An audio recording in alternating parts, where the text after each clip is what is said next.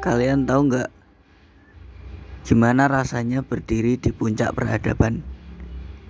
Atau saat Baghdad menjadi pusat ilmu pengetahuan dunia dan para ilmuwan muslim menjadi pelita di tengah kegelapan? Namun sejarah tidak pernah berhenti. Setiap kejayaan pasti akan menemui masa surut. Kali ini kita akan menelusuri jejak awal kemunduran pendidikan Islam. Sebuah periode yang sering disebut sebagai periode pertengahan, mulai dari abad ke-14 hingga ke-18 Masehi. Mari kita selami apa yang sebenarnya terjadi hingga cahaya keilmuan Islam perlahan mulai meredup.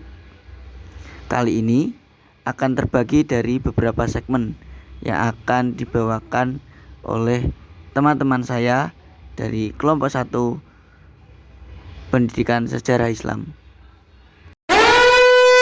Segmen 1 memahami masa kemunduran. Masa kemunduran pendidikan Islam adalah sebuah periode sejarah panjang yang berlangsung dari jatuhnya Baghdad 1258 Masehi hingga akhir abad ke-18. Secara sederhana, ini adalah era di mana kualitas dan pengaruh sistem pendidikan Islam mengalami penurunan drastis. Para sarjana menyebutnya sebagai zaman stagnasi atau intelektual. Faktor penyebab kemunduran. Faktor 1 adalah faktor internal, meliputi perpecahan politik, perang saudara, melemahnya kepemimpinan pusat, hingga munculnya dinasti-dinasti kecil yang saling berebut kekuasaan, serta hilangnya semangat ijtihad. 2. Faktor eksternal. Tekanan dari bangsa lain yang terus-menerus menggerogoti pusat peradaban Islam. Kita tidak bisa bicara kemunduran tanpa melihat pukulan telak pertama yang menghancurkan fondasinya, yaitu serangan Mongol atas Baghdad pada tahun 1258 Masehi. Baghdad, yang dulunya merupakan pusat ilmu dunia dengan perpustakaan megah yaitu Baitul Hikmah, hancur lebur.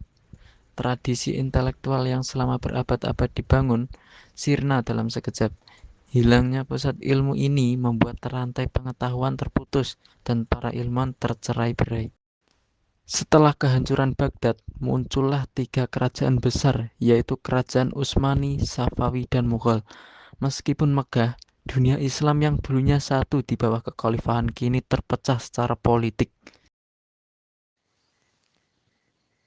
Melemahnya tradisi keilmuan Islam.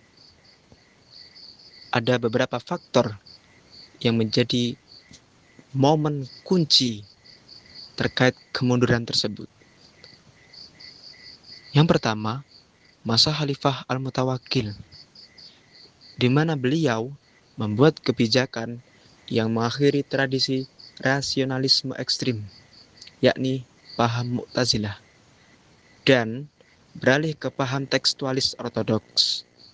Perubahan haluan politik ini secara perlahan membatasi kebebasan berpikir filosofis dan ilmu-ilmu umum yang sebelumnya berkembang pesat di era Khalifah Harun ar-Rasyid dan Khalifah Al-Ma'mun diubah menjadi pendidikan yang hanya mendalami Al-Quran dan hadis.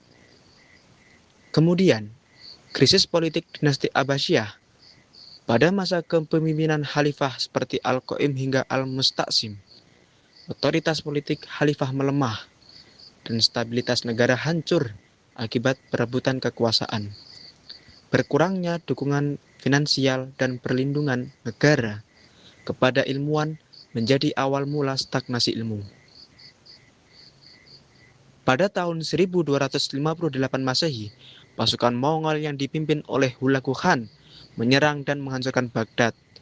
Peristiwa ini memusnahkan perpustakaan besar, karya tulis, dan menewaskan banyak ilmuwan yang menandai berakhirnya pusat peradaban dan keilmuan Islam.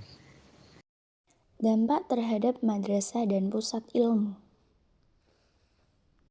Dampak dari semua ini terhadap lembaga pendidikan sangat nyata. Yang pertama, perubahan kurikulum. Sistem pendidikan saat itu lebih menekankan hafalan dogma dan teks-teks agama daripada perkembangan ijtihad. Hasilnya, ilmu menjadi statis dan tidak lagi menghasilkan temuan-temuan baru. Yang kedua, isolasi dari perkembangan zaman. Madrasah dan pesantren semakin terisolasi dari perkembangan ilmu pengetahuan modern atau sains, teknologi, ekonomi yang mulai bergerak maju di Eropa. Mereka hanya fokus pada ilmu agama semata, sehingga menghasilkan generasi yang kurang mampu bersaing. Yang ketiga, kehilangan relevansi sosial. Akibat stagnasi ini, lembaga pendidikan Islam perlahan kehilangan perannya dalam mencetak generasi yang berilmu dan berakhlak mulia untuk kemajuan sosial dan ekonomi umat. Kemunduran peradaban Islam berlangsung dalam waktu yang cukup panjang, bahkan hingga sekitar abad ke-18 Masehi. Pada masa itu, perkembangan ilmu pengetahuan, pendidikan, dan pemikiran Islam mengalami penurunan yang cukup besar dibandingkan masa kejayaannya dahulu. Banyak umat Islam mulai tertinggal dalam bidang sains, teknologi, dan pendidikan. Namun, dari kondisi tersebut, muncul kesadaran bahwa umat Islam harus bangkit dan melakukan perubahan agar mampu maju serta bersaing dengan perkembangan dunia modern. Kesadaran inilah yang kemudian melahirkan para tokoh pembaru Islam seperti Muhammad Abduh dan Jamaluddin Al-Afghani. Mereka mengajak umat Islam untuk kembali memahami ajaran Islam secara rasional, terbuka terhadap ilmu pengetahuan, dan tidak menolak perkembangan zaman. Menurut mereka, pendidikan Islam harus mampu menggabungkan antara ilmu agama dan sains modern agar umat Islam tidak terus tertinggal. Pemikiran para tokoh ini kemudian menjadi awal munculnya semangat pembaruan pendidikan Islam di berbagai negara. Dari sejarah tersebut, kita dapat memahami bahwa pendidikan memiliki peran yang sangat penting dalam membangun sebuah peradaban. Pendidikan tidak harus boleh berhenti hanya pada tradisi lama, tetapi terus berkembang dan menyesuaikan diri dengan kebutuhan zaman. Kemajuan suatu bangsa lahir dari semangat belajar, berpikir kritis, berinovasi, dan kemauan untuk terus memperbaiki diri. Sebagai generasi penerus, kita harus mampu mengambil pelajaran dari sejarah. Jangan sampai kita hanya menjadi penonton dari kejayaan masa lalu tanpa melakukan perubahan apapun. Jadilah generasi yang aktif belajar, mampu memanfaatkan ilmu pengetahuan dengan baik, serta memberikan kontribusi positif bagi masyarakat dan masa depan peradaban. Karena masa depan lebih baik dimulai dari pendidikan dan semangat untuk terus belajar. Sampai jumpa di video edukasi lainnya. Dadah!